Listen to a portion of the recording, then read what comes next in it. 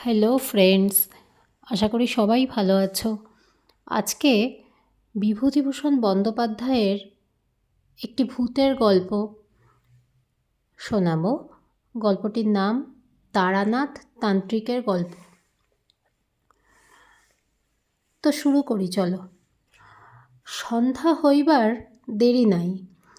রাস্তায় পুরনো বইয়ের দোকানে বই দেখিয়া বেড়াইতেছি, এমন সময় আমার এক বন্ধু কিশোরী সেন আসিয়া বলিল, এই যে এখানে কি, চলো চলো জ্যোতিষীকে হাত দেখিয়ে আসি। তারানাথ জ্যোতিষীর নাম শোনোনি? মস্ত বড় গুণী, হাত দেখানোর ঝোঁক চিরকাল আছে। সত্যিকার ভালো জ্যোতিষী কখনো দেখি নাই। জিজ্ঞাসা করিলাম, বড় জ্যোতিষী মানে কি?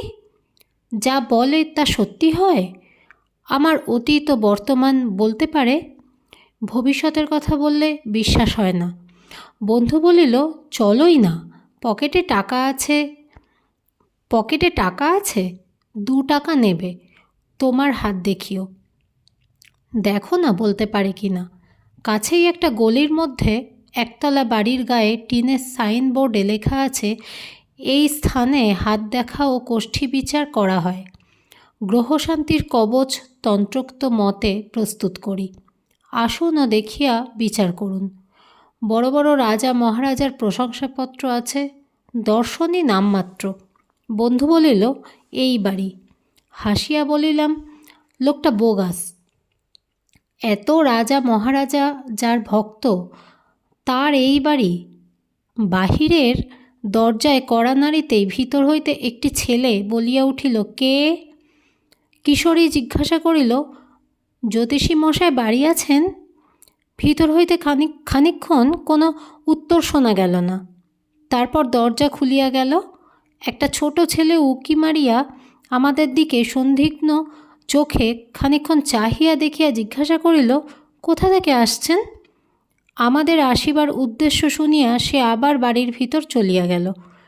কিছুক্ষণ কাহারও কোনো সাড়া শব্দ পাওয়া গেল না। আমি বলিলাম, ব্যাপার যা দেখছি, তোমার জ্যোতিষী পাওনাদারের ভয়ে দিনরাত দরজা বন্ধ করে রাখে। ছেলেটাকে পাঠিয়ে দিয়েছে আমরা পাওনাদার কি না দেখতে, এবার ডেকে নিয়ে যাবে। আমার কথা ঠিক হইল। একটু পরেই ছেলেটি দরজা খুলিয়া বলিল, আসুন ভেতরে। ছোট একটা ঘরে তক্তপোশের উপর আমরা বসিলাম। একটু পরে ভিতরের দরজা ঠেলিয়া একজন বৃদ্ধ প্রবেশ করিল। কিশোরী উঠিয়া দাঁড়াইয়া হাত জোড় করিয়া প্রণাম করিয়া বলিল, পণ্ডিত মশাই আসুন। বৃদ্ধের বয়স 60-62 বেশি হইবে না। রং টকটকে গৌরবর্ণ, এ বয়সেও গায়ের রঙের জৌলুস আছে। মাথায় চুল প্রায় সব উঠিয়া গিয়াছে। মুখের ভাবে ধূর্ততা ও বুদ্ধিমত্তা মেশানো। নিচের চোয়ালের গড়ন দৃঢ়তা ব্যঞ্জক। চোখ দুটি বড় বড় উজ্জ্বল। জ্যোতিষীর মুখ দেখিয়া আমার লর্ড রেডিংয়ের চেহারা মনে পড়িল। উভয় মুখায়বের আশ্চর্য সৌসাদৃশ্য আছে। কেবল লর্ড রেডিংয়ের মুখে আত্মপ্রত্যয়ের ভাব আরও অনেক বেশি, আর ইহার চোখের কোণের কুঞ্চিত রেখাবলীর মধ্যে একটু ভরসা হারানোর ভাব পরিস্ফুট। অর্থাৎ যতটা ভরসা লইয়া জীবনে নামিয়াছিলেন, এখন তাহার যেন অনেকখানি হারিয়া গিয়াছে, এই ধরনের একটা ভাব। প্রথমে আমিই হাত দেখাইলাম। বৃদ্ধ নিবিষ্ট মনে খানিকটা দেখিয়া আমার মুখের দিকে চাহিয়া বলিল, আপনার জন্মদিন 15ই শ্রাবণ, 1305 সাল, ঠিক? আপনার বিবাহ হয়েছে 1327 সাল, ওই 15ই শ্রাবণ, ঠিক? কিন্তু জন্ম মাসে বিয়ে তো হয় না, আপনার হলো কেমন করে? এরকম তো দেখিনি। কথাটা খুব ঠিক। বিশেষ করিয়া আমার দিনটা মনে ছিল এই জন্য যে, আমার জন্মদিন ও বিবাহের দিন একই হওয়াতে বিবাহের সময় ইহা লইয়া বেশ একটু গোলমাল হইয়াছিল। তারানাথ জ্যোতিষী নিশ্চয়ই তাহা জানে না। সে আমাকে কখনো দেখে নাই। আমার বন্ধু কিশোরী সেনও জানে না। তার সঙ্গে আলাপ মোটে 2 বছরের, তাও এক ব্রিজ খেলার আড্ডায়। সেখানে ঘনিষ্ঠ সাংসারিক কথাবার্তার কোনো অবকাশ ছিল না। তারপর বৃদ্ধ বলিল, আপনার 2 ছেলে 1 মেয়ে। আপনার স্ত্রীর শরীর বর্তমানে বড় খারাপ যাচ্ছে। ছেলেবেলায় আপনি একবার গাছ থেকে পড়ে গিয়েছিলেন কিংবা জলে ডুবে গিয়েছিলেন। মোটের ওপর আপনার মস্ত বড় ফাঁড়া গিয়েছিল 13 বছর বয়সে। কথা সবই ঠিক, লোকটার কিছু ক্ষমতা আছে দেখিতেছি।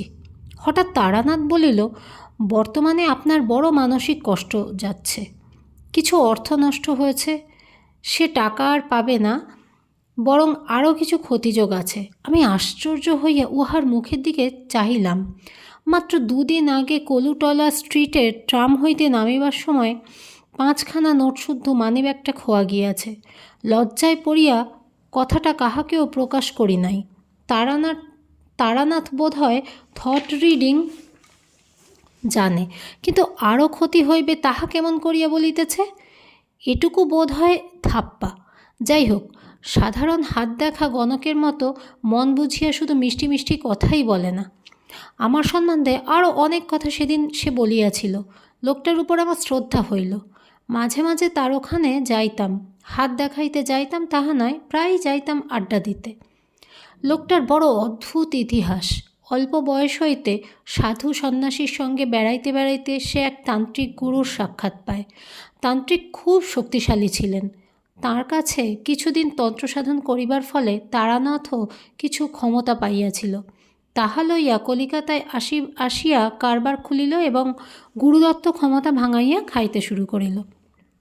শেয়ার মার্কেট, ঘোড়দৌড়, ফাটকা ইত্যাদি ব্যাপারে সে তাহার ক্ষমতা দেখাইয়া শীঘ্রই এমন নাম করিয়া বসিল যে বড় বড় মারোয়ারির মোটর গাড়ির ভিড়ে শনিবার সকালে তার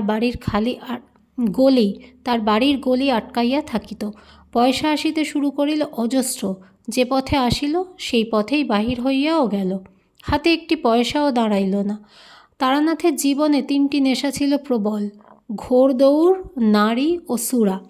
এই 3 দেবতাকে তুষ্ট রাখিতে কত বড় বড় ধনির দুলাল যথাসর্বস্ব আহুতি দিয়া পথের ফকির সাজিয়াছে।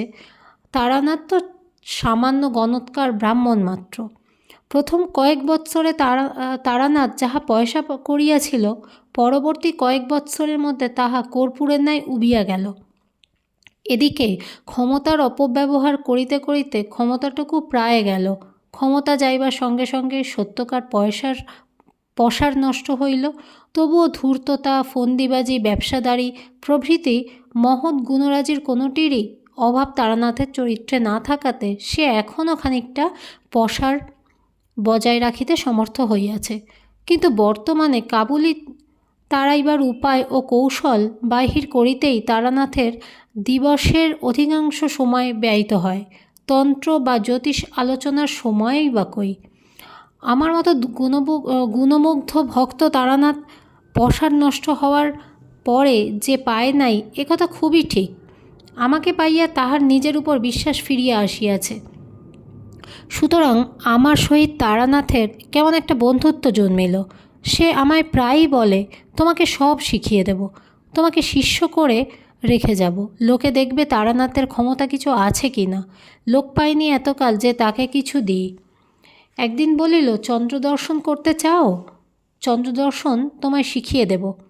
2 হাতের আঙুলে 2 চোখ বুজিয়ে চেপে রেখে 2 বৃদ্ধাঙ্গুষ্ঠ দিয়ে কান জোর করে চেপে চিত হয়ে শুয়ে থাকো। কিছুদিন অভ্যাস করলেই চন্দ্রদর্শন হবে। চোখের সামনে পূর্ণচন্দ্র দেখতে পাবে। ওপরে আকাশে পূর্ণচন্দ্র আর নিচে একটা গাছের তলায় 2টি পরী। তুমি যা জানতে চাইবে পরীরা তাই বলে দেবে। ভালো করে চন্দ্রদর্শন যে অভ্যাস করেছে তার অজানা কিছু থাকে না। চন্দ্রদর্শন করি আর না করি, তারানাথের কাছে প্রায় যাইতাম। লোকটা এমন সব অদ্ভুত কথা বলে যা পথে ঘাটে বড় একটা শোনা তো যায়ই না, দৈনন্দিন খাটিয়া যাওয়ার জীবনের সঙ্গে তার কোনো সম্পর্কও নাই। পৃথিবীতে যে আবার সেসব ব্যাপার ঘটে তার তা কোনো দিন জানা ছিল না।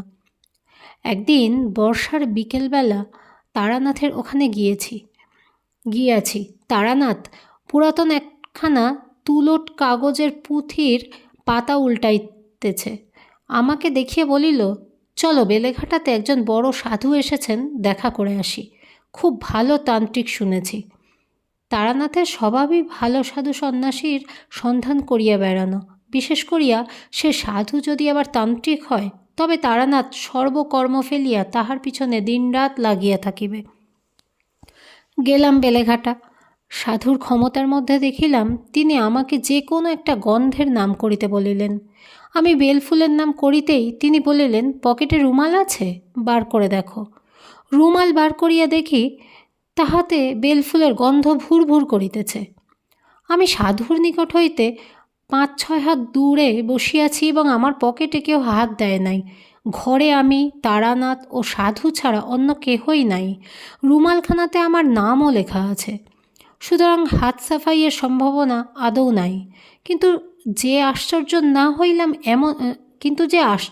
হইলাম এমন নয়।